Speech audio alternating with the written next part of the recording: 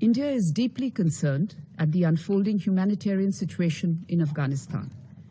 In response to the needs of the Afghan people, as well as to the urgent appeals made by the United Nations, India has in last months dispatched several shipments of humanitarian assistance to Afghanistan, consisting of 40,000 metric tons of wheat, 36 tons of essential medicines, 5 lakh doses of COVID vaccines, and 28 tons of disaster relief aid. These consignments were handed over to the Indira Gandhi Children's Hospital, Kabul, the Afghan Red Crescent Society, and other UN specialized agencies, including the World Food Programme and UN OCHA. In order to closely monitor and coordinate the efforts of various stakeholders for the effective delivery of humanitarian assistance, and in continuation of our engagement with the Afghan people, an Indian technical team has also been deployed at our embassy in Kabul. Our approach to Afghanistan, as always, will be guided by our historical friendship and our special relationship with the people of Afghanistan. I would therefore like to take this opportunity to reiterate our firmly held conviction that humanitarian assistance should be based on the principles of neutrality, impartiality, and independence. The disbursement of humanitarian aid should be non-discriminatory and accessible to all Afghans.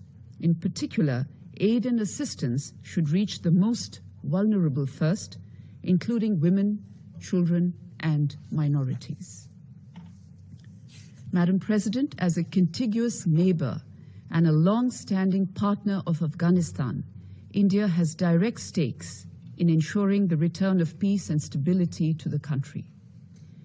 Our approach is guided by the expectations of the international community set forth in United Nations Security Council Resolution 2593 and reiterated in subsequent pronouncements of the Security Council.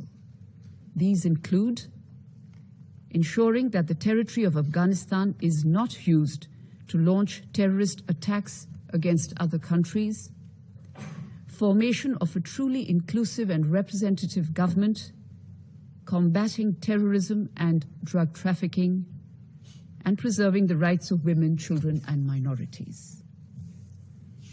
India is closely monitoring the security situation in Afghanistan and is actively engaged with the international communities on issues related to Afghanistan. We strongly condemn the recent attack on Gurudwara Dashmesh Pita Sahib Ji in Kabul on 18 June 2022. Terrorist attacks on places of worship of the minority community and the targeting of the innocent civilian population continues to be a matter of serious concern.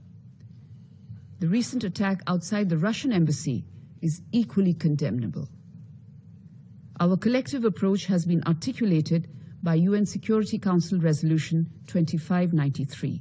It unequivocally demands that Afghan territory should not be used for sheltering, training, planning, or financing terrorist acts, specifically terrorist individuals proscribed by the UN Security Council, including the Lashkar-e-Toiba and the Jaish-e-Mohammed.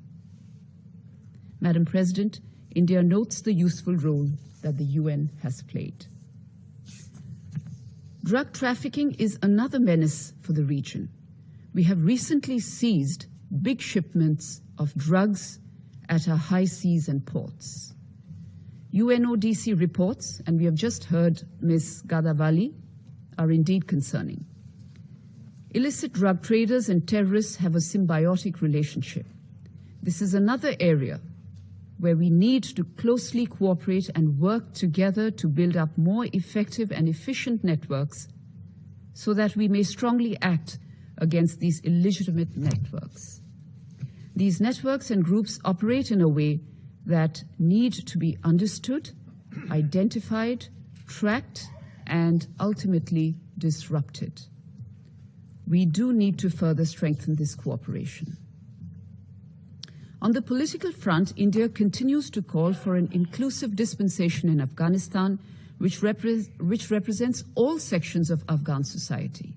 A broad-based, inclusive, and representative formation is necessary for long-term peace and stability in Afghanistan.